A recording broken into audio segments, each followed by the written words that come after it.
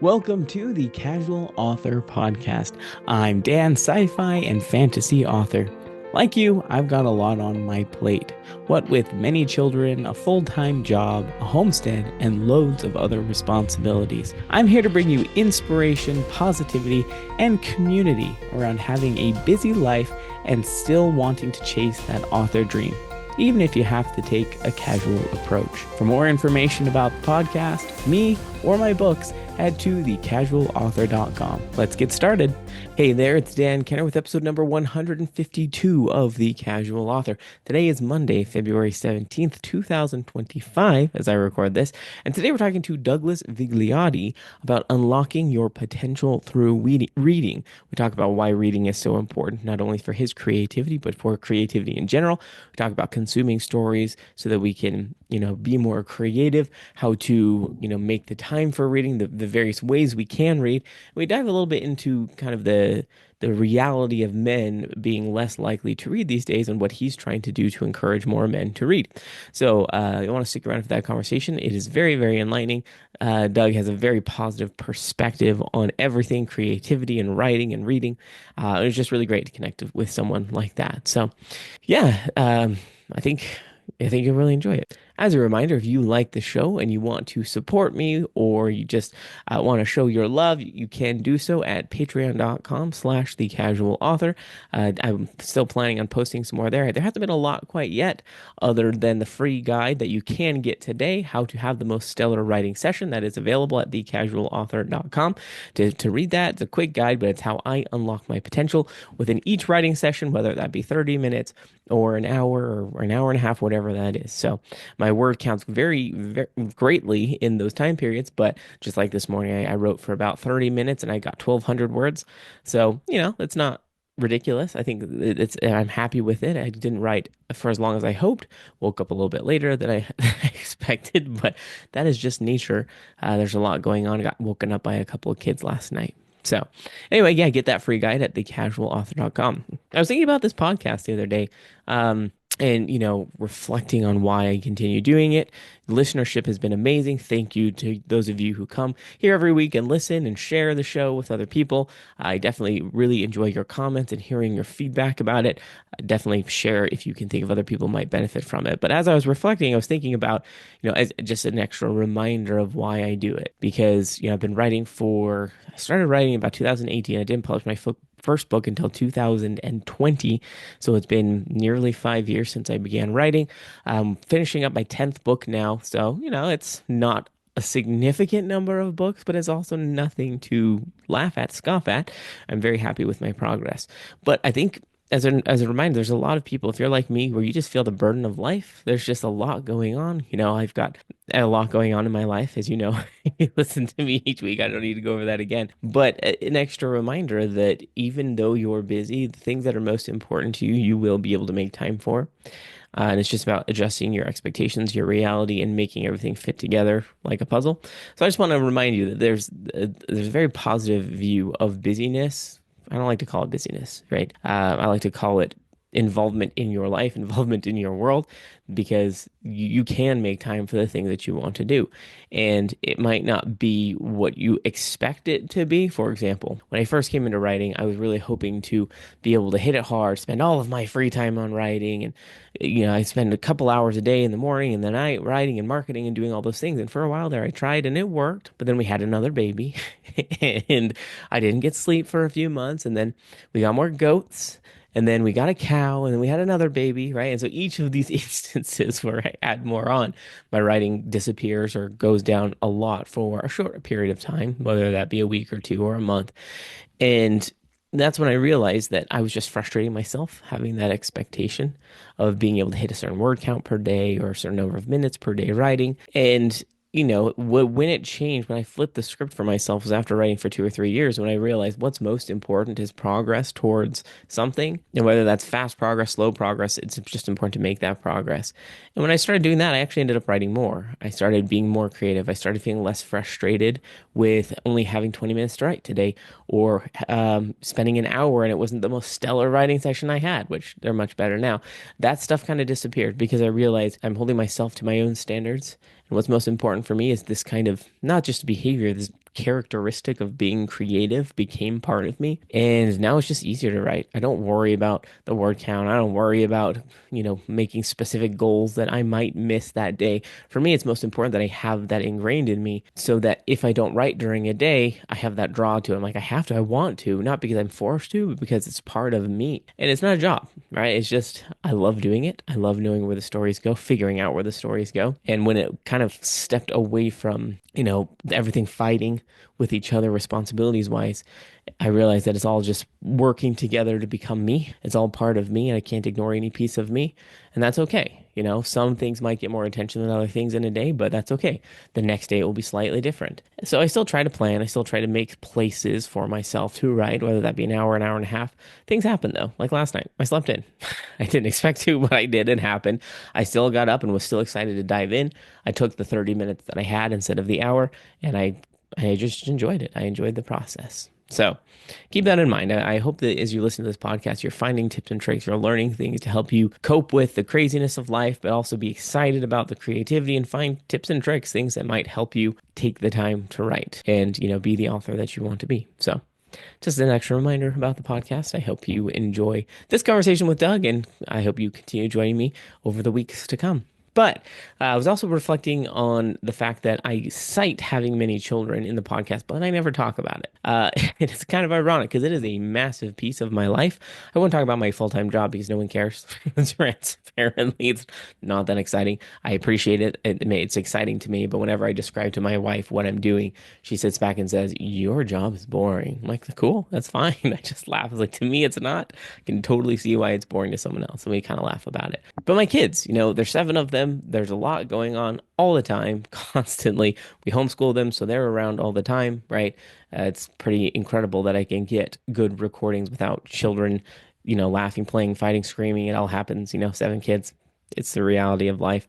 But I figured, I could share a little bit more about kind of what we're going through. So, just for some context, our oldest is 10 years old and our youngest is 6.5 months. So, you can see all 7 of them are pretty tightly packed. It leads to some very interesting dynamics within our home. They all have very unique personalities. We all have strengths and weaknesses, as do they. And yeah, it's just been fun. It's been a lot busier recently as our oldest sons kind of move up into extracurricular activities. My oldest son is in archery. We were actually down in Utah a couple weeks ago for an archery competition. If you've never been to an archery competition, they're really fun. They're kind of slow. It's almost like watching golf, but they're fun in a certain way because you've just got these hundreds of archers lined up shooting together, and they say that archery is the second safest sport, in case you're wondering. My son went down. It was a national competition. He ended up getting third in his area, right? But it's national, so it was just down in the Utah, Idaho area. Most likely didn't get third among the nation, but we were proud of him. He did really, really well. He had some slight snafus on a couple of his rounds. They call them ends. But overall, he had fun. It was a little bit of a rigorous day, though. We drove down for the competition at 5 p.m. that day, and then when it ended at 9, we drove back up to Idaho because we have chores to do, right? Can't leave my wife and other children to do all the milking, and the taking care of all the animals. So we got back early morning, 2 in the morning, and still had to wake up for chores. So you can imagine I did not write that day, but it was fun. We had a blast. And then this week it was Valentine's Day. One thing that we do for tradition for our family, just to make it kind of fun and special, we always have a Valentine's Day party.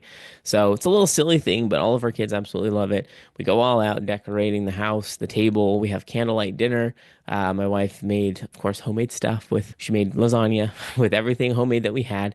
We had homemade sausage from our chickens, and we had pork that we bought locally that we also made sausage. And, it was just this home fresh made meal. The kids had a blast. We always make these Valentine's pouches, and they write notes to each other. And we've got a little bit of treats, candy that we put in there. It was just fun. It was a nice evening. We ended up doing it last night, Sunday, because it was just easier. Friday was chaotic. There was a lot going on. We had some doctor's appointments and things, and my wife was like, this is just not happening today. So it's okay. We ended up doing it yesterday. The kids knew that it wasn't actually Valentine's Day, but they didn't mind celebrating it on Sunday, and we had a blast. So it's those little things in life, right? Constantly doing those things and just trying to connect with our children as often as we can. I would love to not have to work a full-time job so that I have more flexible time to be with them, but you do what you do. You do what you can. We have a good relationship, and we try to check in with the kids as often as we can. So that was the new development this week with our children. But yeah, let's see. In terms of homesteading, more personal news here.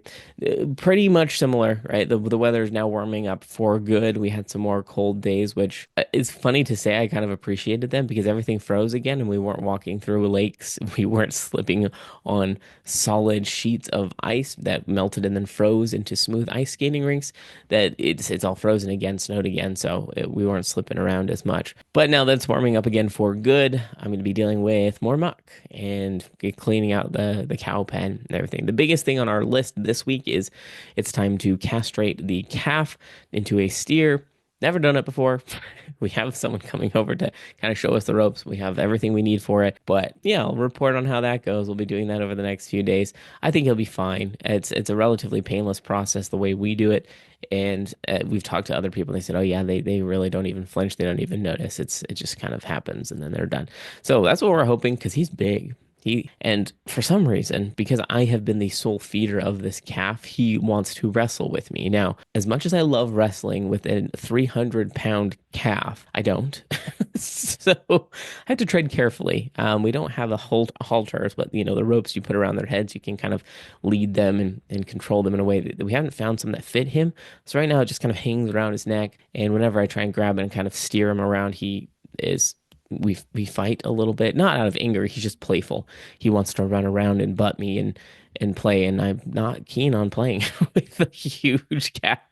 So we're hoping that when the next calf is born in the next 6 months, obviously we're gonna have to let it grow up a little bit before we can put it in there with him safely. But hopefully he'll have another calf to play with and he can like chill out and play with the other calf. It's normal behavior. The calves are really like dogs. So something we didn't expect until we had a calf. Additionally, goats, I already talked about this next week or last week. The goats will be kidding in April, end of March, beginning of April. So we'll have little baby goats running around. It's just coming right around the corner. But I think overall, the biggest thing we're so grateful for is that we have chickens. We've been doing chickens for years, but it's just hitting harder this year, as all of you listening know, well, at least a lot of you in the US know, eggs apparently have gone way expensive.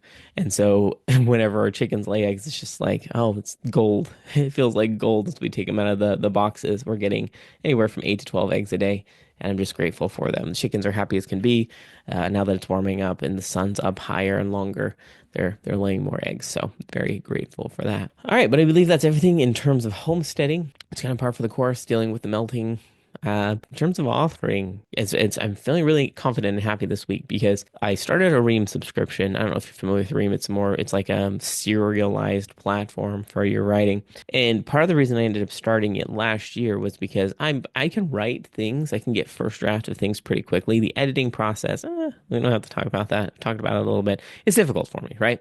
But one thing I know is I can produce. I love producing. I love getting these stories out. And so someone suggested, well, hey, have you ever thought about early access to those chapters as you're publishing them? And I said, no, I've never really thought about that. Ended up starting a Ream, as a way to help support my creativity, help support my family and my objectives and what I want to do, but also just to give people early access to things. So everything I write, I do put up there early. Historically, I've not been great at actually getting things up with a specific time period. That's just me with my pantsing brain. I struggle to order things and get things planned out. Well, the reason I'm proud of myself is I actually did this last week. I actually got all of these chapters scheduled out for the next, 6 to 8 months, which is good. That's an accomplishment for me because I was taking one chapter at a time and putting it up there kind of ad hoc. It was not regular. It was definitely not good. Terrible for a subscription platform. I'll be honest with you. People were patient though, so it's all good. And now it's regular, it's scheduled, it's all up there. So this is a win for me. I actually got all of the chapters scheduled. I just had to put my head down for an hour or two, get them all uploaded, formatted, schedule them, and it was great. So that's an accomplishment for me. If you know me, I don't like doing that stuff, so I'm patting myself on the back for it. Pantsers all the way. In terms of writing, about 94,000 words for the book 4 of The Hidden Heritage. So once again, for a subscription platform, that is years of early access chapters, maybe like a year and a half, almost 2 years. So like I said, I can get it out there. I just, it's really the editing, publishing process that I struggle with. So if you're wanting to get early access to those chapters, I'm finishing up the early access to book 2, which is Demon Blooded. That book will come out late of the month month of March. So it's going through copy edits right now. I'm gritting my teeth because copy edits are usually crazy. There's just lots of little nitty-gritty things. I love them. I appreciate copy edits, but a little overwhelming to go through those. I'll send out arcs for those books in the next couple weeks. So that's exciting. And then on to book three, which is already written. I just have to put my head down and do some extensive editing. So that's that. Pretty excited about it. Pretty happy with my progress. I think I've come to the terms with what the true every 6 month publishing schedule looks like. We'll see how long I can adhere to it, but I mean, at least I'll know I'll have the first drafts done because more than likely, when the second book comes out, I'll be done with the fourth book, possibly even starting on the fifth book. So I'm just getting ahead of myself, which I will never complain about. Things happen. But let's see, I believe that's everything in terms of publishing news. So yeah, we can go ahead and shift over to the interview portion of the podcast with Doug.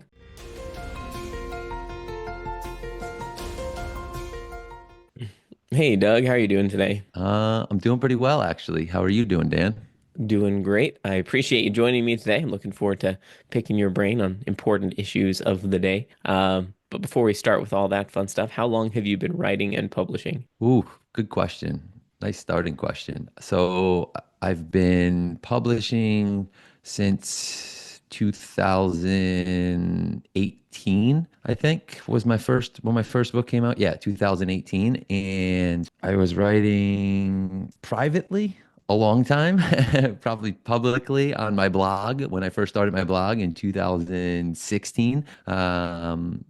So yeah, I mean, it was pretty shortly after I was writing publicly that I started publishing. Nice. Yeah, I mean, I have a similar story. I kind of started writing and publishing kind of at the same time, but sounds like you've always been a pretty avid reader. Has that always been ingrained in you, or was there ever a time where maybe reading wasn't a part of your identity? That's an interesting thing about me is that I was never really a bibliophile as a kid. I picked up reading more intensively as I got older in probably my 20s, I would say.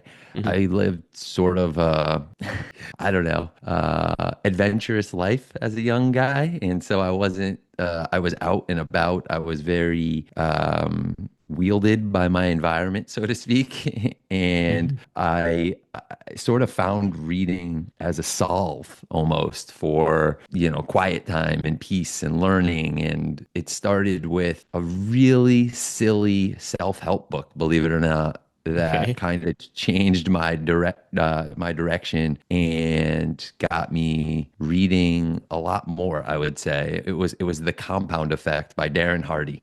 Okay. I read it on a plane flight going from like New York to Arizona, and I picked it up in the airport, and I realized in that moment that I could compound anything. And what have I been compounding, and what did I want to continue to compound? And ever since I read that book, I would say reading and writing have been compounded pretty heavily ever since. And it's sometimes one of those things where it's like funny to admit because it's like it's kind of cheesy, it's kind of schmaltzy, like it's this like, you know, like do it my way, this is how you have to live your life, like, one of those like self-help personal development style books. But I think that there's a lot of use for self-help and a lot of use for personal development.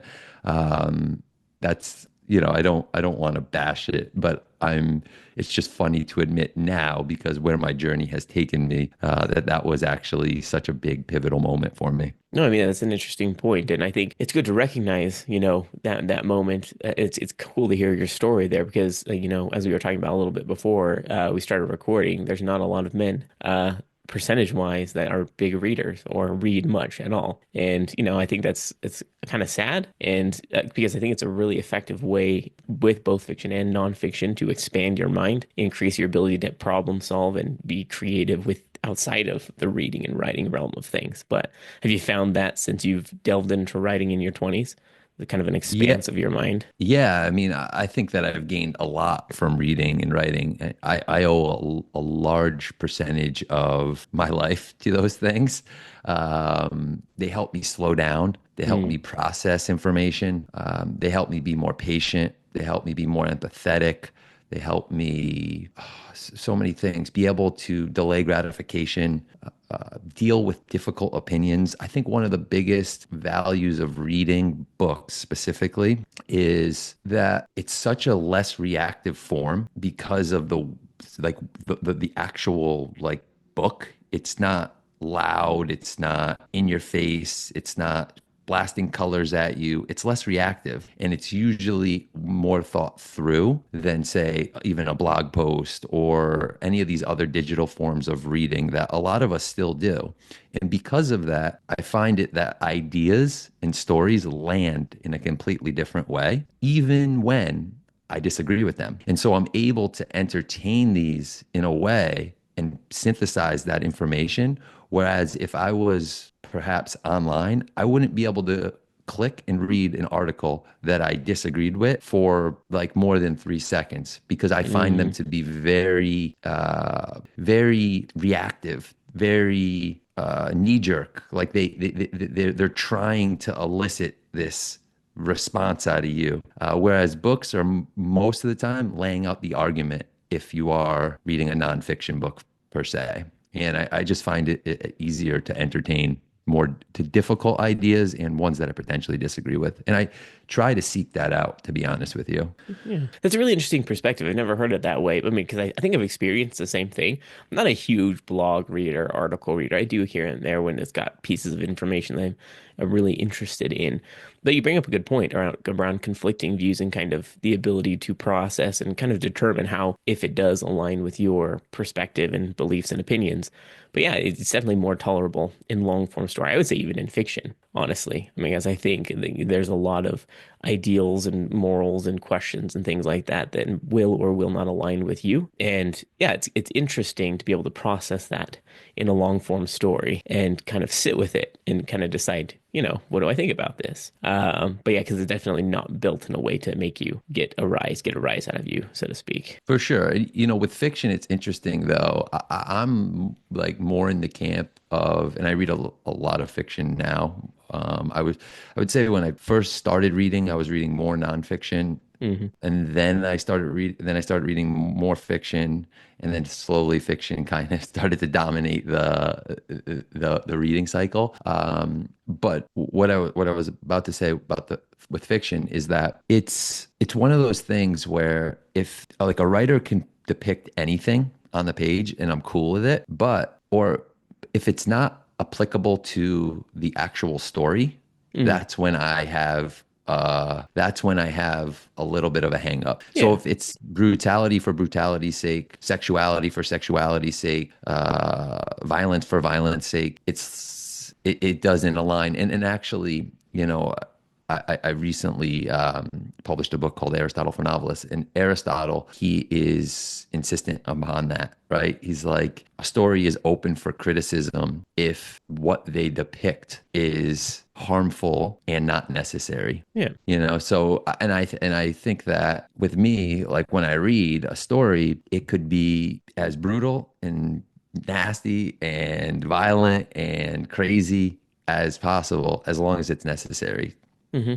No, I mean that's a good point. I definitely agree. I can think of a number of books that I've put down because the way I see it is in with fiction. I would say even with nonfiction, right? You're kind of setting the scene, building this world, whether in reality or out of reality. And the moment it steps out of the necessity or reality, that's when I'm just like, yeah, it lost me, right? I'm not in this world. I'm not in your space in this nonfiction. You kind of stepped outside of the expected. Even when I say expected, I don't mean what's going to happen in the story. I mean expected, just like behaviors of the characters, expected situations of the world. And then I'm like, yeah, I'm out of it. I'm not interested. It's not jiving with me. It doesn't happen often, but it does happen. And Yeah. I I, I, agree. I, yeah, and I think that I loop that into like believability, Yeah. logic, all things that I'm with you, man. It's like if I lose believability, there's really only two questions that I ask when I read something, and the first one is, do I believe it? Mm-hmm. And the second question is, do I want more of it? And Yeah, if I believe it, I could believe a lot of things and not want more, but I can't want more of something that I don't believe. that's And true. so that's why that question comes first. And the thing is like when I tell this to people sometimes, and have this bring this idea up, they'll always question, like factual realism. Believability is none of that. Hmm. Believability is, am I buying what you're selling? I always say the elephant can be orange. You just have to convince us, right? It's not about like all elephants are the same color. It's why is this elephant orange? And if he's orange, then how does that change the way that he thinks about the world?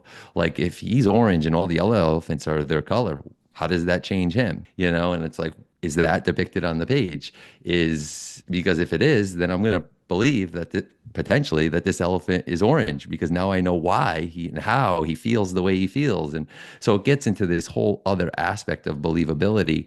And I think that that translates across art, right? Yeah. Across subspecialties. It's not just with books. This is music, movies. Do I believe this person when Hmm. they say what they say, when they write the story that they write, when they're depicting what they're depicting? To me, there's really nothing more important than that. And that's what I was sort of hearing when you were saying that when you were talking about that there. Yeah, and actually it leads to my next question. Because you've written a book, about kind of the principles of Aristotle and the art of story, um, how does one learn what this looks like, right? Because I think maybe authors, particularly in their new state, might not realize when they step outside of the believable realm. How do you exercise the muscle of knowing when something's believable or not in the stories you're crafting or the art you're creating? Yes, great question. So I have a little nifty trick that I kind of advocate in the book, and it's one that I utilize myself, and that is based on the character that has been depicted. What would they do in this situation? Mm, Now, you could write what they could do, could work, but usually what's believable is what they would do. And so I always fall back on what would happen next. The best piece of writing advice that I ever received didn't come from a novelist, came from two screenwriters, and mm, they said, your only job is to depict what would logically happen next. That's it. So, based on what has happened, what would logically happen next? Now, we can get into all these different technical aspects of how to create drama, how to create tension on the page using buts and therefores and reversals and recognitions. And I could talk about all that stuff. But ultimately, what would happen next? What would this character do? What would this character say? And sometimes, and the fight is for a lot of artists depicting the like real aspect of what they're trying to depict and what people they think readers want, or what they hmm think agents want, or what they think publishers want. And that's where you get really hung up. I think personally. And I don't know. I just fall into I try to make it as simple as possible and say, what would happen next?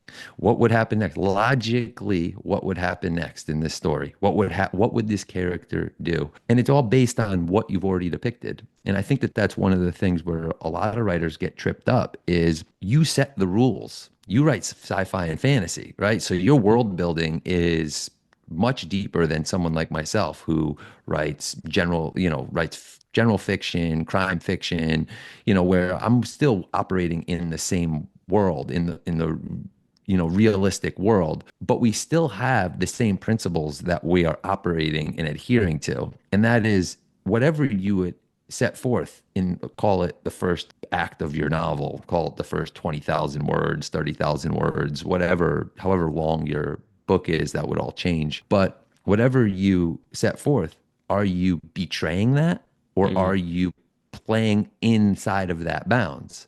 Aristotle is super insistent about one thing: avoid deus ex machina, which is when something comes from outside of your plot to solve a plot problem. He hmm advocates for cohesion and consistency and things that fit really tight together.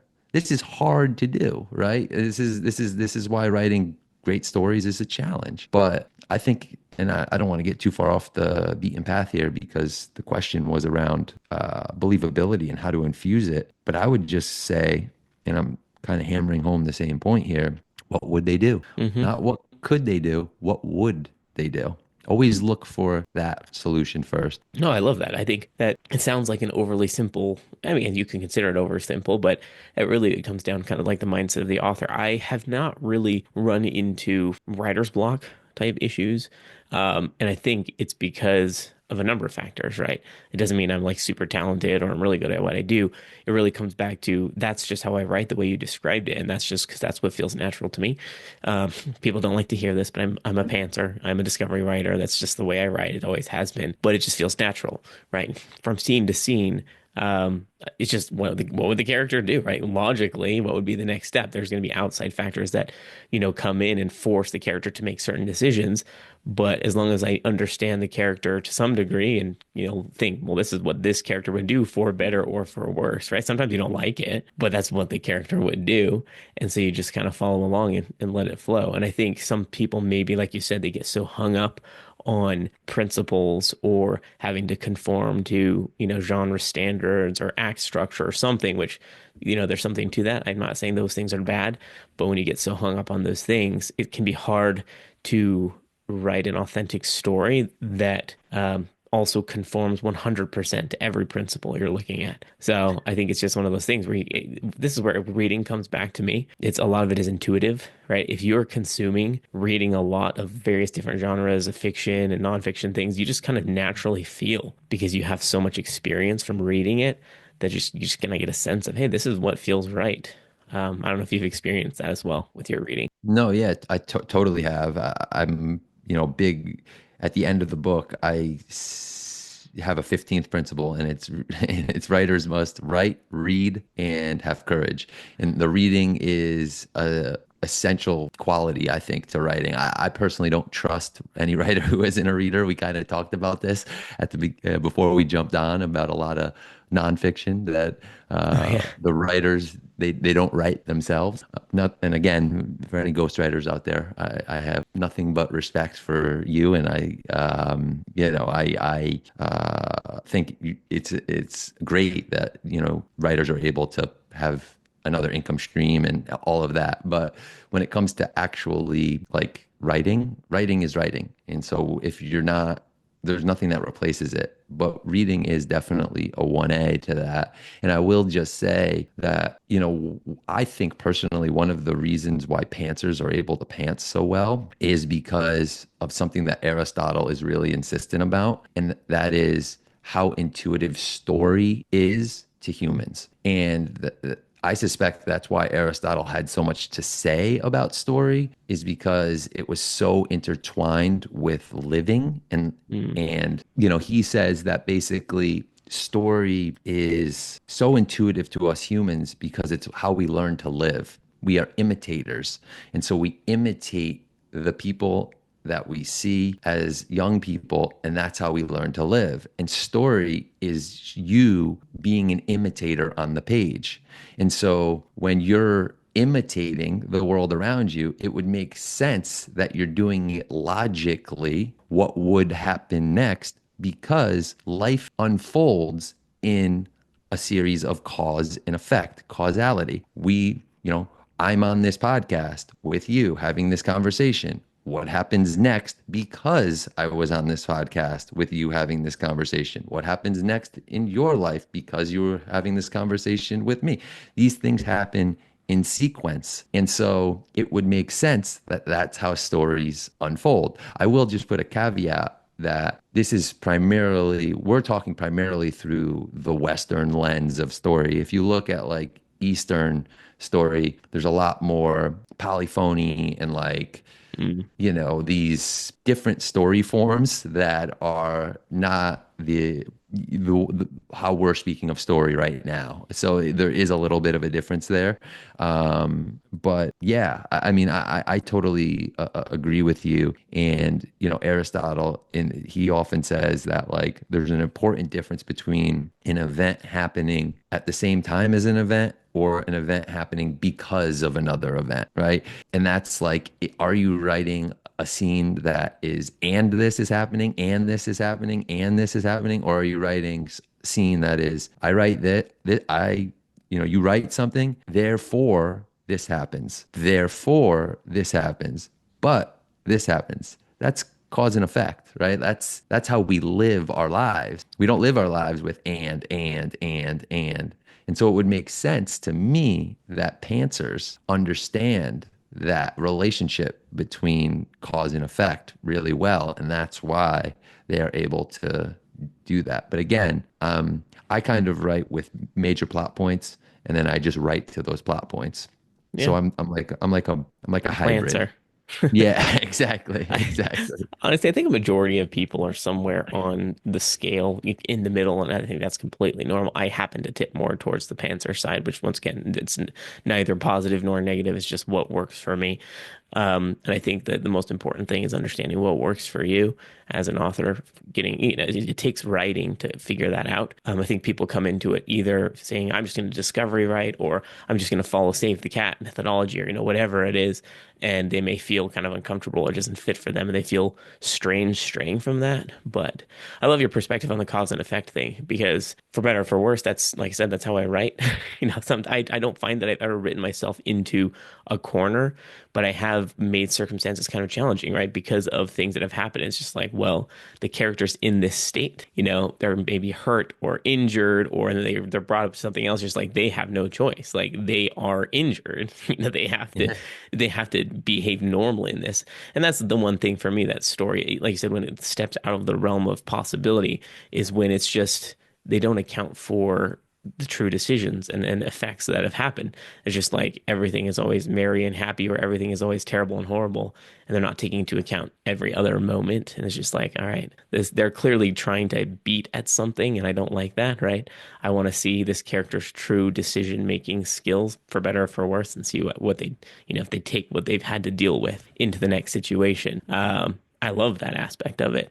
But yeah, it's been difficult for me sometimes when the character makes a decision at the beginning that makes them act or behave, or there's something about them. It's just like, oh, this is going to affect everything moving forward, and so it's interesting Well, to it's funny deal because with that. you're really, I'm writing something, new right now. And I had this experience this morning where I'm like, am I really going to do this? Because if I do this, then I'm going to have to deal with it for all of the preceding chapters and figure out how I am going to work around it. But in that moment, step back and think to myself, again, this is how life works. Like, your life becomes interesting when you do hard things. Mhm. So put my character in a hard spot. Don't put my character in an easy spot, because if I put my character in an easy spot, it's going to be like my life doing the easy over and over and over again. It's going to become boring. It's going to become stale. It's going to become lifeless. I draw so much from the correlation of story with real life. Mm. Um, and it really stems with how I learned how to tell story, which was Aristotle and poetics. And that was seriously the way that I like learned story structure, and then started reading many things from there, and writing and reading, and all the ways that writers do. But it's because of that like intertwinement with your life, even to like the basic story structure of who is your protagonist, what do they want, and what are the obstacles standing in their way. It's like Dan Kenner, Doug Vigliotti. I'm a protagonist who wants something, and there's obstacles standing in my way. Do I overcome those obstacles, or do I succumb to those obstacles? Or do I have an Aristotelian comedy, or do I have an Aristotelian Hmm. tragedy? If I succumb, it's probably a tragic story. If I overcome, it's probably a comedic one. So it's like these principles of story are so intertwined in like in the stories that you read, write, watch, listen to, and everything that we talk about here, and that like you're saying, it's like the story, like the thing of, do I put the protagonist or that character in that situation because I'm going to have to deal with it? It's like immediately I start thinking about how that intertwines with life. I don't know Hmm. if you think about it that way, or if this is. I mean, I do, but I didn't realize I did. If that makes sense. It's one of those things where the thing about my writing career is it's just kind of, I wouldn't say an accident, but also kind of. I've always wanted to write, but I was one of those people that I don't feel like I have eloquent speech. I don't have a massive vocabulary. And so I was just resolved, I'm never going to be able to write because I can't write beauty, if that makes sense. And, there was a challenge that came to me from a coworker back in 2018, where she had been working on a book for 8 years for a while. And I was like, what was that like? And she just said, well, have you ever written? I told her no. And she said, well, just do it. And I was like, what Yeah. do you mean, just do it? She's like, just do it. Just sit down and write. I remember thinking, you can do that? You can just sit down and write without thinking about it? And I did. I was just like, all right, set 30-minute timers, just write whatever came to mind. And it ended up becoming the prologue of my trilogy, my epic fantasy trilogy. I just turned it into something, and it was fun. It was epic, and I can't stop now. It just, It's the ball amazing. started, and now I can't stop. And it's just part of me. And reading has always been a part of me, but I didn't realize I could get the same satisfaction out of writing as I do with reading. So it's been a blast to figure that out. That's So, amazing.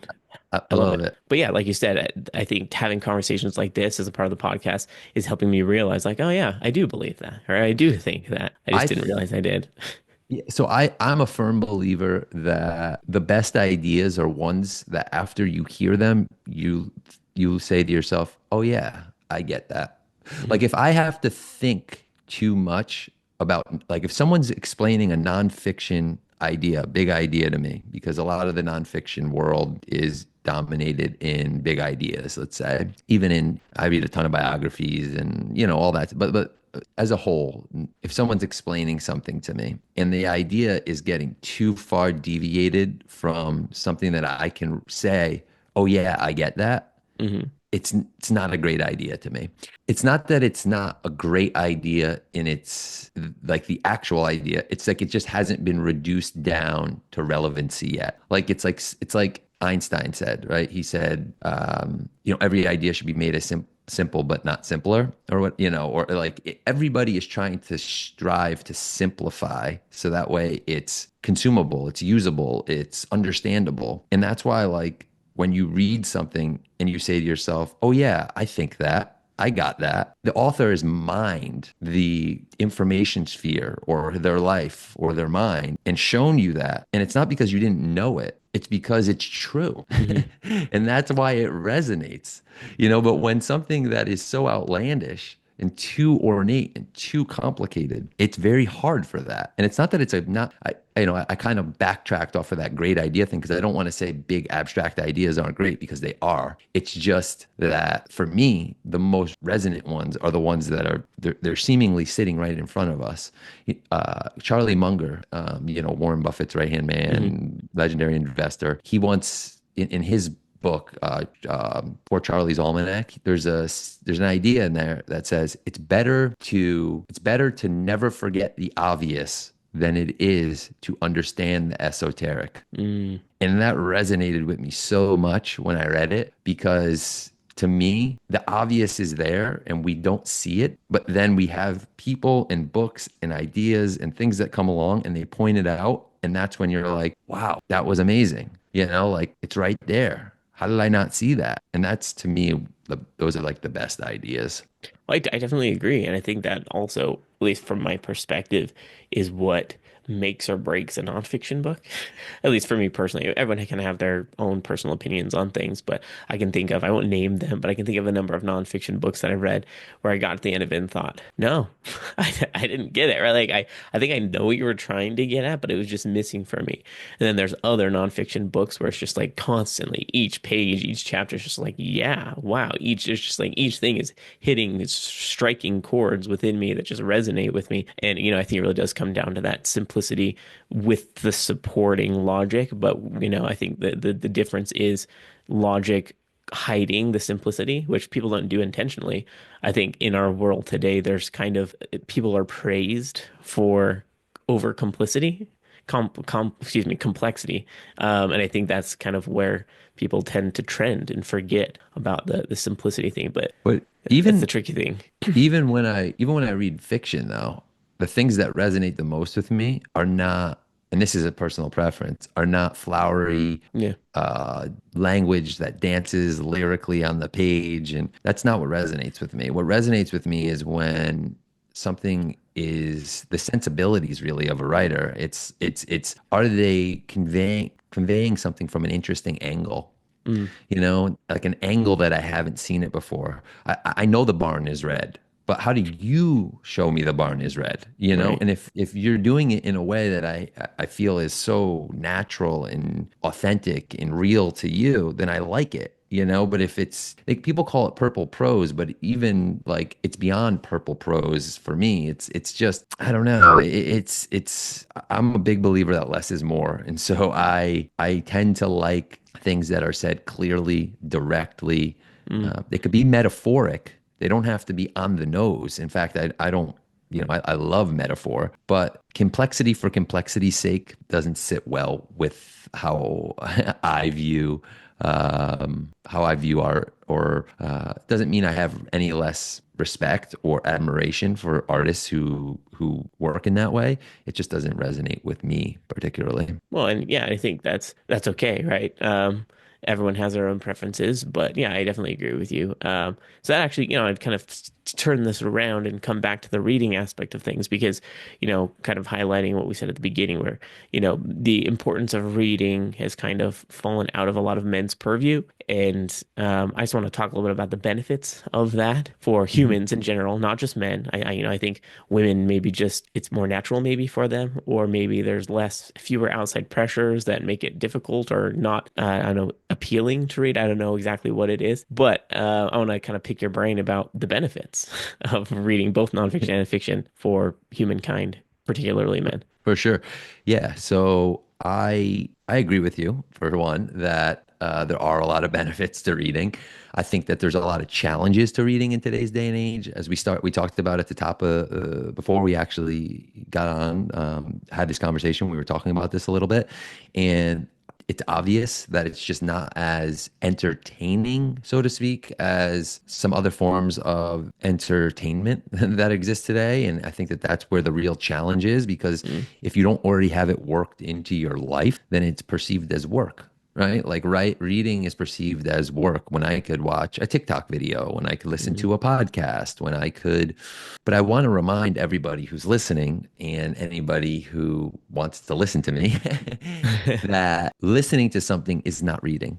And I'm a really big stickler with people who tell me I read this book and they listen to the audiobook. Now look, I have nothing against the fact that you want to listen to audiobooks, but don't confuse that with reading because it's not the same. The reason why listening, this podcast included, or any podcast included, is so attractive is because it's passive. So you could do that. You could listen to the audiobook, you could listen to the podcast while you're doing something else. You can't read a book and do something else. It demands your attention. Now, I Hmm. know on face value, that looks at like work. But that work, that essential piece of reading, is the precise thing that you're going to get all the benefit out of, not the actual content that you're reading, which is why I will always advocate for reading whatever you want. Follow your interest. I don't care if it's the compound effect, and then you end up reading Vladimir Nabokov later, or sci-fi, and you end up reading Vincent Van Gogh's biography later. Like, it doesn't matter. Just read what you like. Ponies, hockey, golf, because it's the reading that you're getting the benefit from. It's not the content. The content you'll learn from. You'll get that. Learning to me is the least interesting thing about reading, or it's the least interesting. I don't want to say it's the least interesting thing. It's the least interesting value that you get from reading. You could learn a lot of ways, but you can't get everything that you get from reading in one activity, like the delayed gratification, like the empathy, like being able to engage with difficult concepts. All of these things, all of these benefits, they come from the actual reading. They don't come from the content that you're reading. And I think that the biggest trip up that most people have that are trying to read more is that they're expecting they're going to give and get from it. Hmm. I give you my time and I get something. It's like carrot and stick. It's like, no, no, no, no. You're doing it for the Yep. process of what you get from reading. It's not a direct reward. There's nothing that offers this all of the sub skills, soft skills that you get from reading, like reading does. Meaning TikTok, podcasts, YouTube videos, none of it combined will offer the things that I was just mentioning before. None of it. You might learn something, but it doesn't combine all the other stuff. In fact, it might actually be harming you, hardwiring you for instant gratification, for fast, speed, more, spectacle, as Aristotle would call it.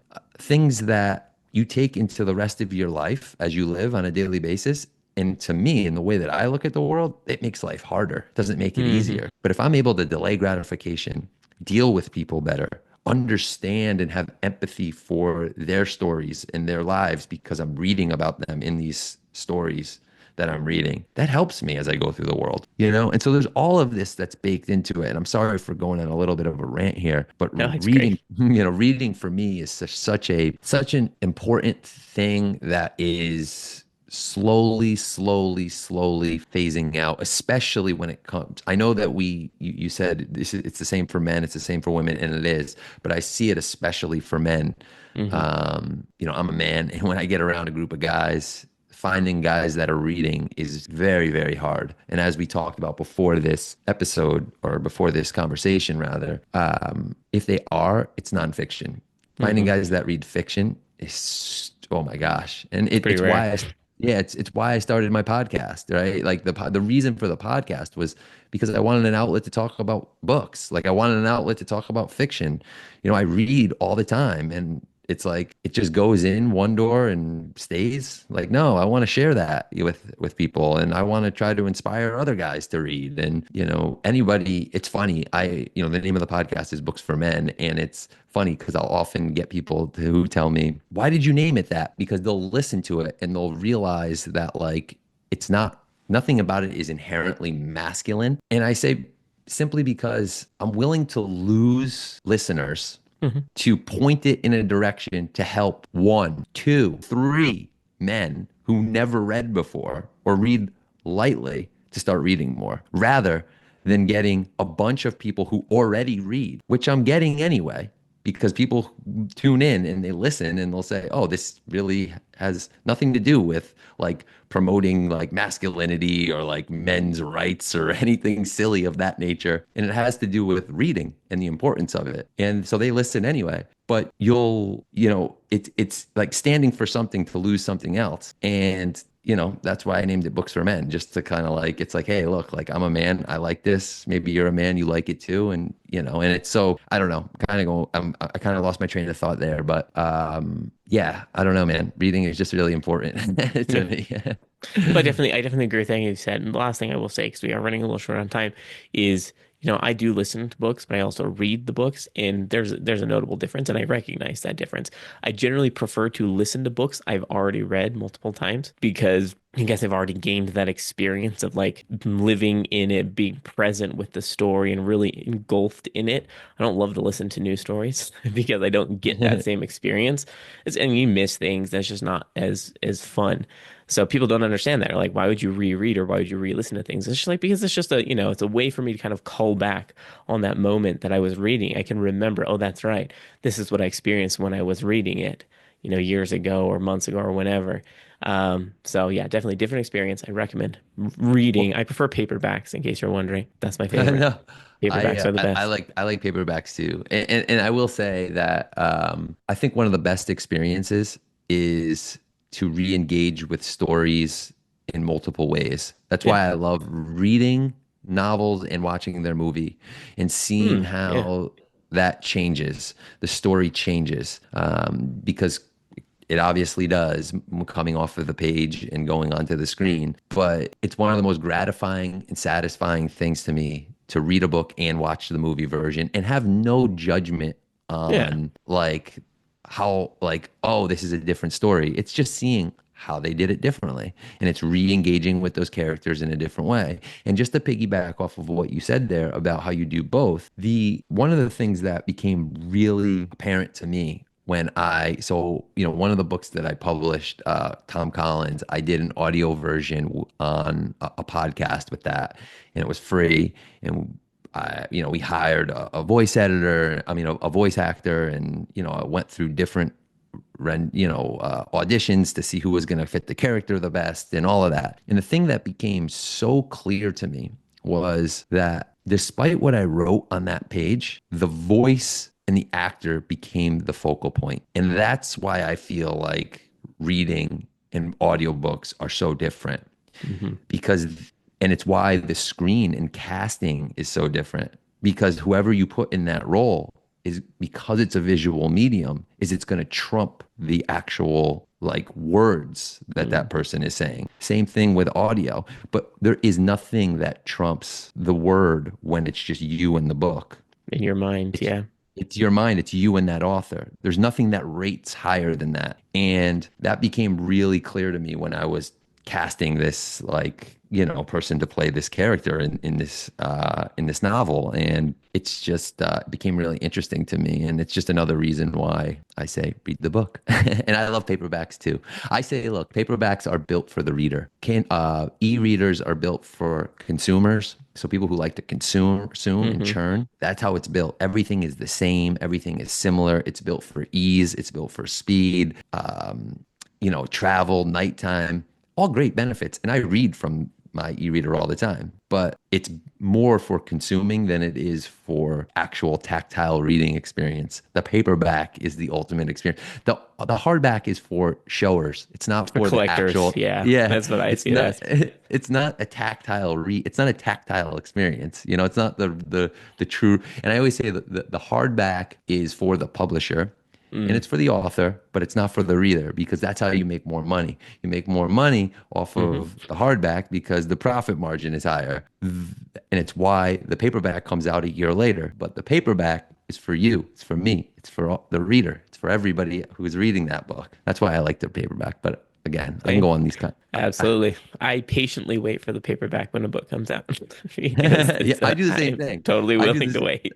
I do the same thing. Sometimes I'll read it on the Kindle or the Yeah, or a library or something. Yeah. Yeah, but I will not buy. I refuse to buy the hardback. I am not a hardback guy. Neither am I. In We are of the fact, same mind. going back to what I was saying before, one of the only things that I'm a less is more person through and through on the page and in my life. But the only one of the only things I have in excess is books, and it both delights me and drives me insane at the same time.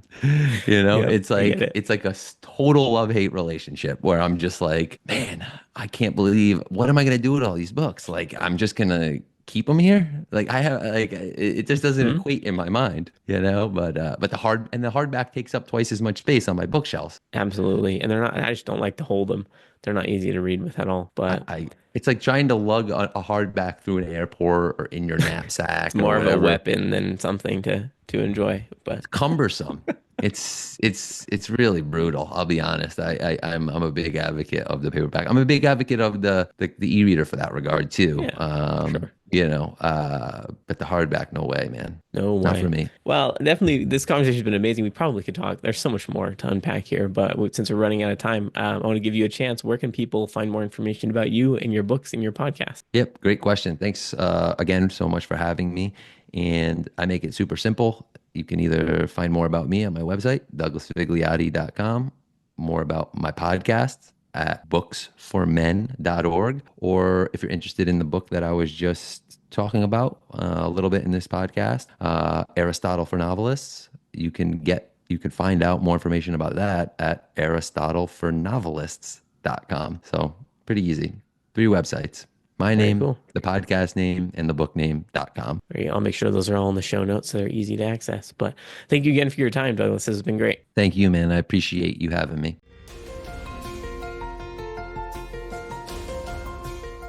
I hope you enjoyed that. I hope you really liked listening to Doug and me talk about the reading, the creativity behind it, the importance of filling your creative well, and how you can implement more reading in your life. I think there's something we can all do to consume more, read more in a positive and non-time wasting way.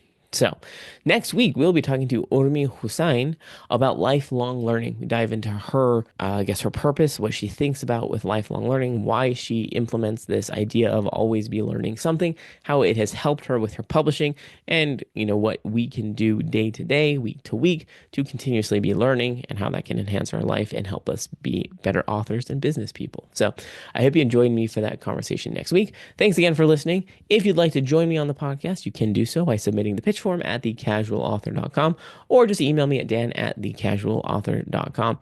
Share this podcast with your friends. If you feel up to it, rate it, comment, let me know where you're listening. I'd love to hear from you. And I hope you have a great week. See you next week.